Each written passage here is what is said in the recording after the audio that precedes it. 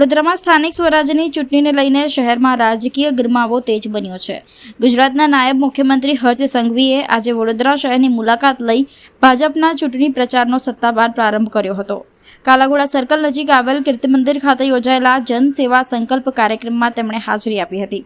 આ પ્રસંગે ભારતીય જનતા પાર્ટી દ્વારા વડોદરા મહાનગરપાલિકાની ચૂંટણીમાં ઉભેલા તમામ 76 ઉમેદવારોને જનસેવાનો સંકલ્પ લેવડાવવામાં આવ્યો હતો। સંકલ્પ દરમિયાન વિકાસની રાજનીતિને પ્રાથમિકતા આપવા સાથે ભારતીય સંસ્કૃતિ અને વારસાના ગૌરવને આગળ વધારવાની પ્રતિબદ્ધતા વ્યક્ત કરવામાં આવી। ઉમેદવારોએ એક ભારત શ્રેષ્ઠ ભારતના વિઝનને સાકાર કરવા પૂરજોશમાં કાર્ય કરવાની પ્રતિજ્ઞા લીધી। કાર્યક્રમમાં સ્થાનિક નેતાઓ અને ભાજપના કાર્યકરો મોટી સંખ્યામાં હાજર રહ્યા હતા। આ કાર્યક્રમને ભાજપના ચૂંટણી પ્રચાર માટે મહત્વપૂર્ણ શરૂઆત માનવામાં આવી રહી છે। કાર્યક્રમ પૂર્ણ થયા બાદ હર્ષ સંઘવીએ શહેરના સામાજિક અને ઉદ્યોગ જગતના આગેવાનો સાથે ખાનગી હોટલમાં બેઠક યોજી હતી। ત્યારબાદ તેઓ વોર્ડ નંબર 1, 3 અને 6માં પ્રચાર માટે જશે અને જિલ્લા ભાજપ કાર્યાલય શ્રી કમલમ ખાતે કાર્યકર્તાઓ સાથે બેઠક પણ કરશે। આગળના કાર્યક્રમ મુજબ તેઓ ભરૂચ ખાતે યોજાનાર કાર્યક્રમમાં હાજરી આપવા માટે રવાના થશે।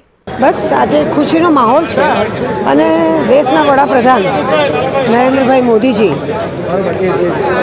અને આપણા ગૃહ અને સહકાર મંત્રી અમિતભાઈ શાહજી, આપણા પ્રદેશના પ્રમુખ નીતિન નવીનજી અને આપણા ગુજરાતના ભૂપેન્દ્રભાઈ પટેલજી જે મુખ્યમંત્રી છે અને આપણા ગૃહમંત્રી શ્રી હર્ષભાઈ સંઘવી દ્વારા તમામ મોવડી મંડળ ગાંધીનગરનું અને વડોદરાનું આ લોકોએ સુંદર મજાનું એક આયોજન કર્યું છે।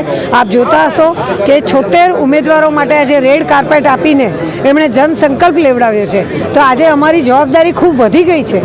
પાર્ટી પ્રત્યેની લાગણી, એમના પ્રત્યેનો પ્રેમ આજે અમારો વધી ગયો છે અને આ જનસંકલ્પ માટે અમે લોકો તત્પર છીએ।